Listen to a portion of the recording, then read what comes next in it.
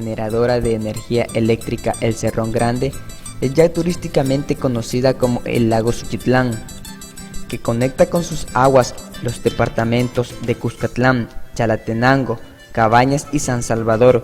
Fue construido entre los años de 1972 y 1976. Se hizo en los tiempos estimados y con el total apoyo del gobierno y el amplio rechazo de la sociedad civil y habitantes de la zona. Cuando la bulla, que venía el agua cerquita de nosotros. Esta no es más que la presa que dijeron. Y como ellos dijeron, lo que puedan sacar, dijeron, sáquenlo. Pero a mí no me dieron ni 5. Ahí se me ahogó la milpa, se me ahogó la casa, no me dieron nada. Y todavía me da sentimiento.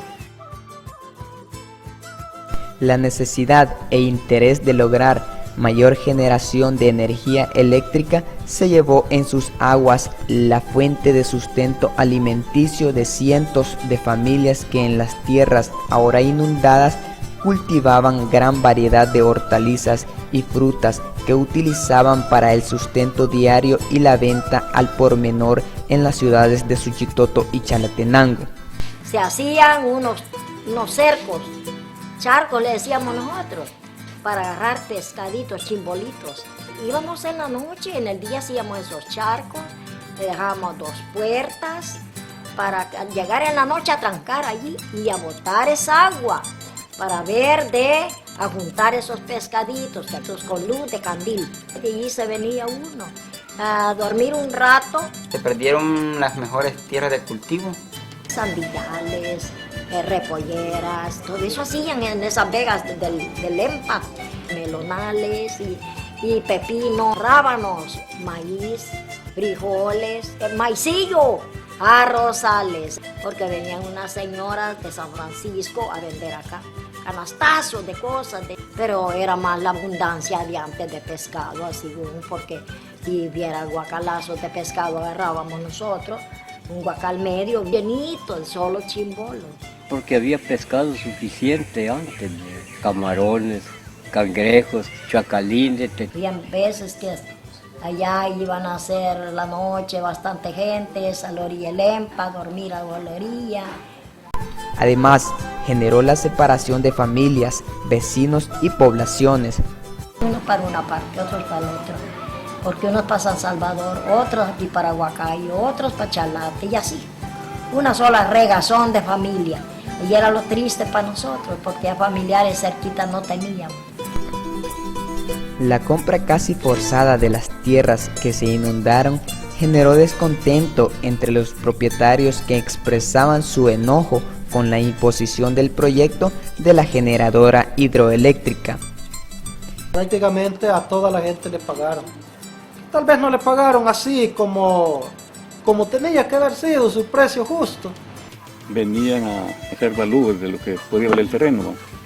Y el primer balúo que me hicieron, a mí me costaba como 14,000 por todo, que era buen terreno. Entonces ellos me daban, la primera propuesta que me hicieron fue para que de 7,000.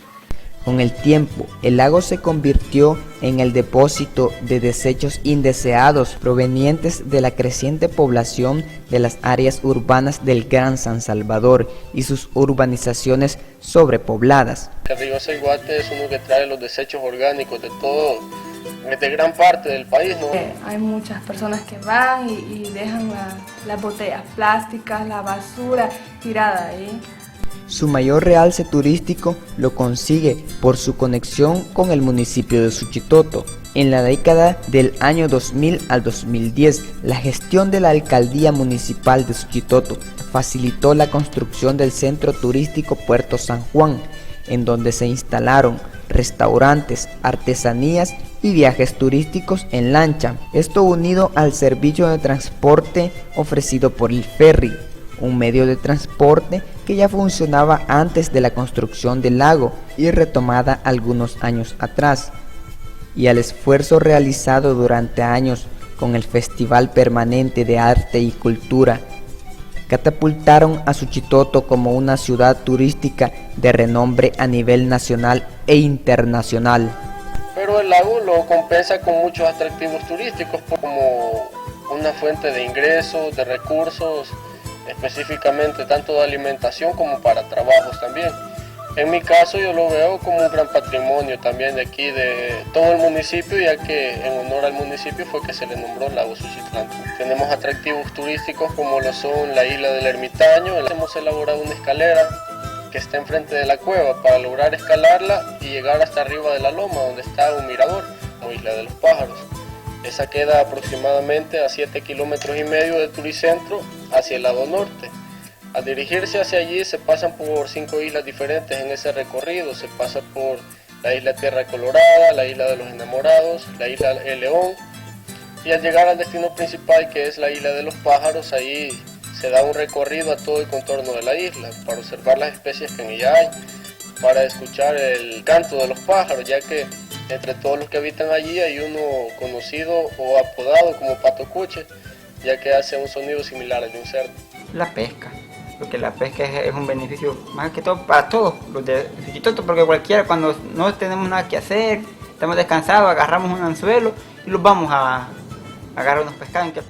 El beneficio más reciente que los pobladores de Suchitoto han logrado aprovechar del lago Suchitlán son las artesanías de ninfa, una planta que se reproduce natural y mayormente en la época de invierno.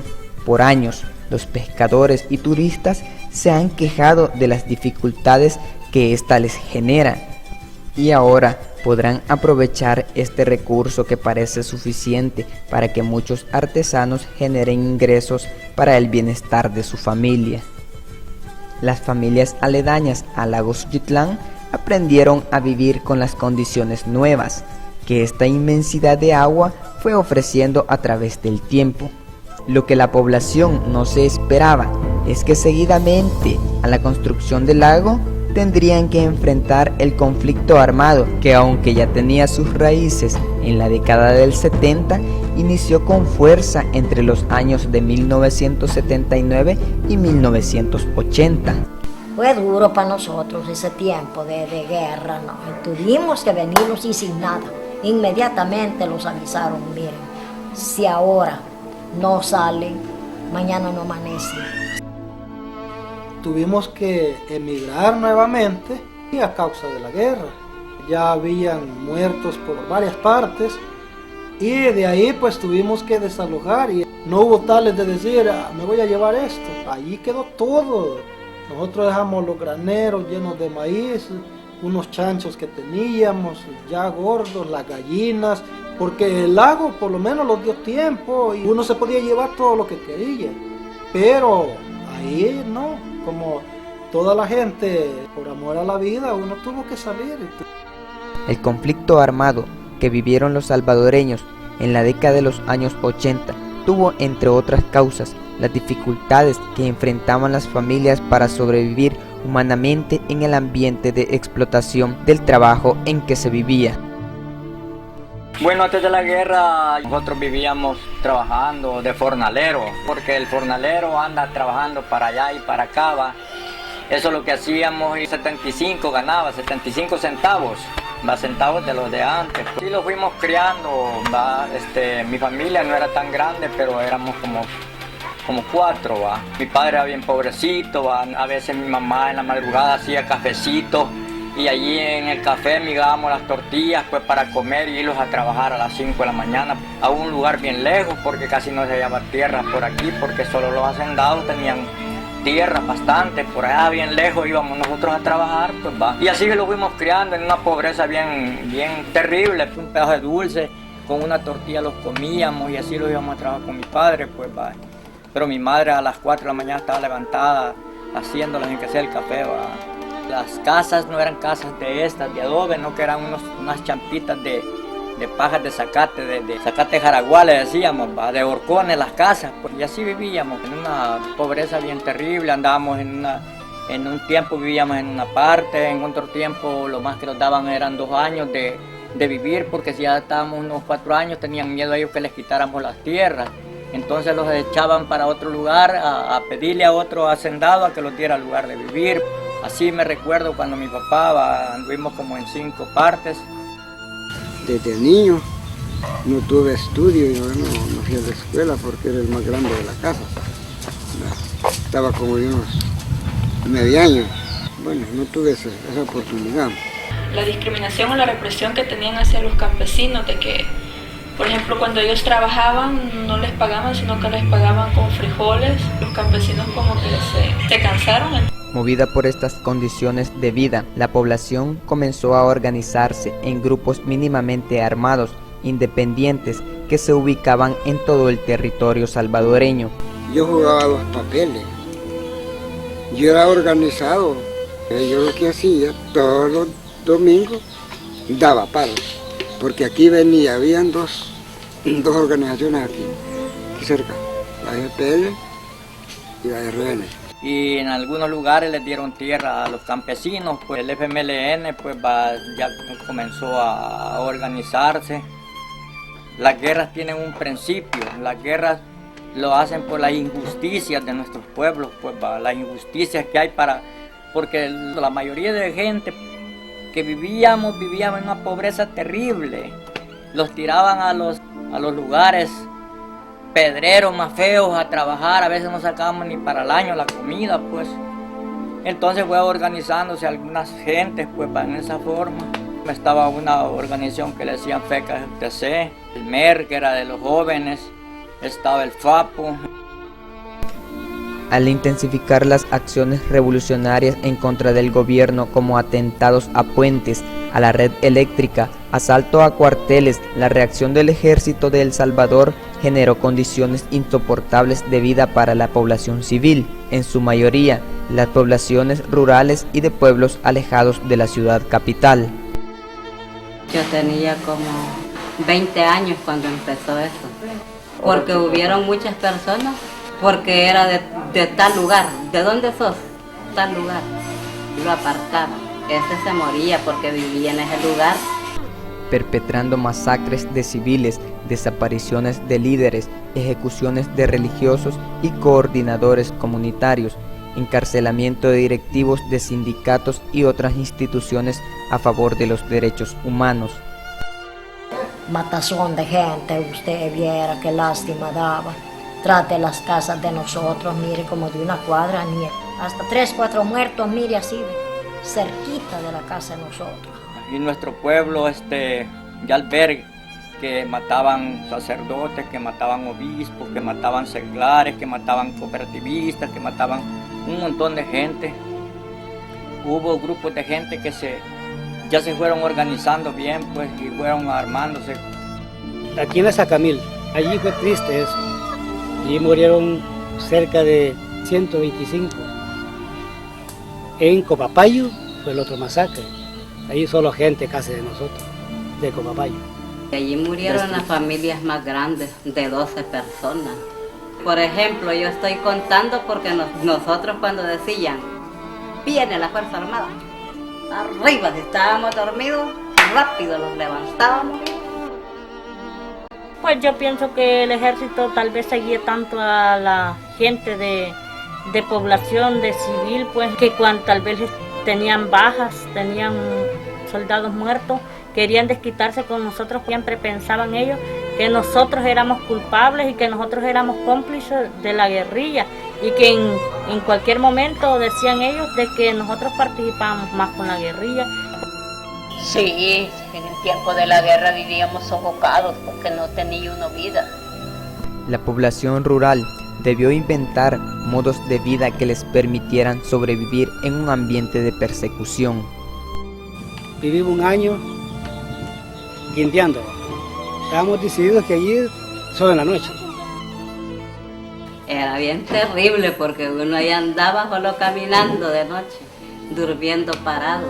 Casi la mayoría de gente vivía debajo de los ranchos porque los aviones venían a bombardear, ¿va? La Fuerza Armada venía, que si los hallaban a nosotros y como vivíamos en las zonas conflictivas, ¿va? Los tomaban como subversivos, pues aunque nosotros hubiéramos querido salir para San Salvador, ¿y qué íbamos a hacer a San Salvador? Sin tener trabajo, sin poder leer, sin poder nada, quizás a saber qué es lo que hubiéramos hecho. Soy ingeniero porque hacíamos tatuces, ahí escondíamos la gente, nosotros con otros compañeros la aterrábamos, ¿verdad? debajo del agua de estos temporales afuera, tal vez en los tatuces la gente, aguantando hambre hasta 8 días, 6 días, solo manteniéndolo con puñitos de harina o pedacitos de dulce a los niños. Poblaciones enteras debieron emigrar hacia refugios en el interior y fuera del país para proteger su vida, de sus hijos y ancianos que eran los más indefensos ante los bombardeos y campañas de tierra arrasada que implementaba el ejército. Salimos en el 86 para los refugios porque los capturaron. Salía mejor mandar a los niños para un refugio y quedarme yo solo. Ustedes incorporarme a lo que es a pelear. Nosotros éramos originarios de Cabañas y por el conflicto armado nos vimos obligados a huir de la zona de los dos bandos, del ejército y la guerrilla, porque peligrábamos siendo personas civiles por nuestras vidas. Tuvimos que salir huyendo.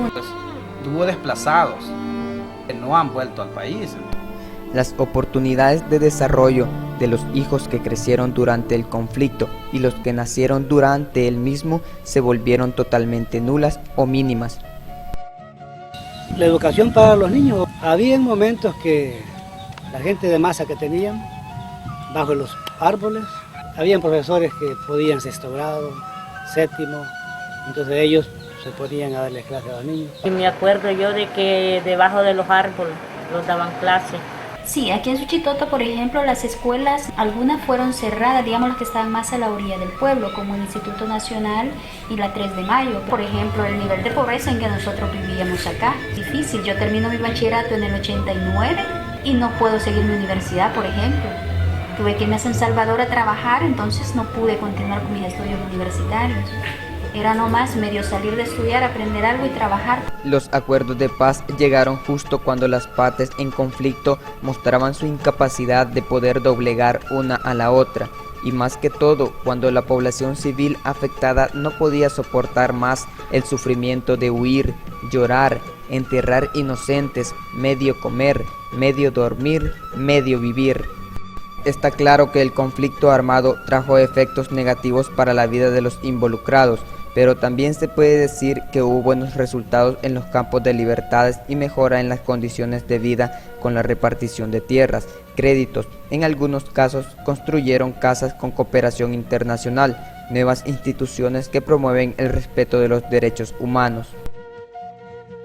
Fue necesaria porque antes nadie tenía tierra y ahora hemos logrado eso. Y entonces por eso la gente ahora tiene tierra, tenemos libre el camino para salir a la calle a pedir algo. Que las nuevas generaciones hemos tenido más y mejores oportunidades. Quizás si eso no se hubiera hecho, no se hubieran respetado los derechos de los más pobres.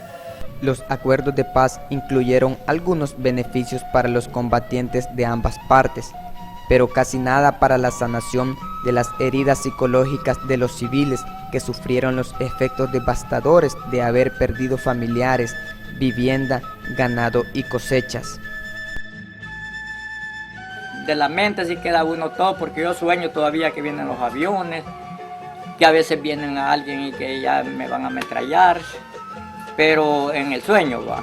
La guerra ha dejado muchas cosas, muertos, pero la principal es el trauma de toda la gente. ¿Cuántas personas no quedaron ellas solas y toda la familia quedó en una masacre? O sea, han sido situaciones muy difíciles, pues. Me imagino que para la gente que le tocó vivir esto, por lo menos en mi familia, gracias a Dios, directamente de mis padres y hermanos, no nos pasó eso de perder un ser querido así. Hoy, las nuevas generaciones deben convivir con los sentimientos e historias de sufrimiento de sus padres y abuelos y a la vez enfrentar la realidad de necesidades y violencia que les acecha y les impulsa a buscar mejores soluciones para su futuro. Ojalá que la juventud vaya cambiando, tratando la manera de no hacer otras guerras, pues un cambio en este país total.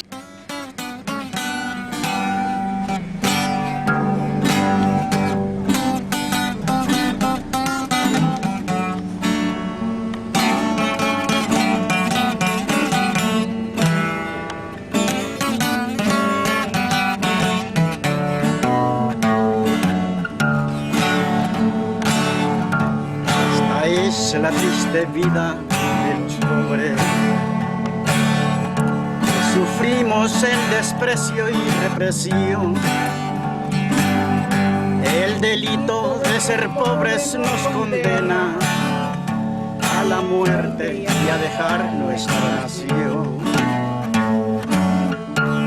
Comprendo, como siendo hermanos todos, que Dios a nadie ve con distinción. Hay malvados sin conciencia y se proponen a quitarnos la vida que Dios nos dio.